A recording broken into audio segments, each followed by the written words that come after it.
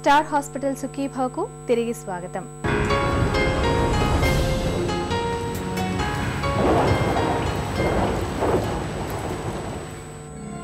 కలరా ఇదొక మహమ్మారి.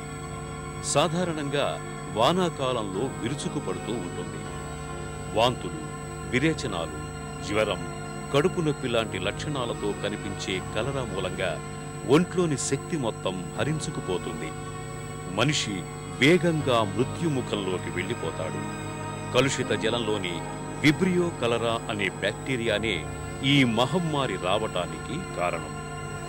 రాష్ట్రంలో విస్తారంగా వానలు కురుస్తున్న నేపథ్యంలో కలుషిత నీటి మూలంగా కలరా మహమ్మారి తిరిగి కనిపించే అవకాశం ఎక్కువగా ఉందని, దీని విషయంలో తగిన అప్రమత్తత అవసరమని చెబుతున్నారు డాక్టర్.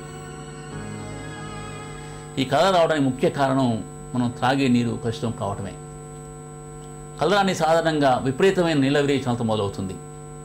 శరీరంలో ఉన్న నీరు లవణాలు మొత్తం తగ్గిపోయి వ్యక్తి యొక్క నీరసం ఎక్కువైపోయి బీపీ పడిపోతుంది, నాడి బాగా తగ్గిపోతుంది.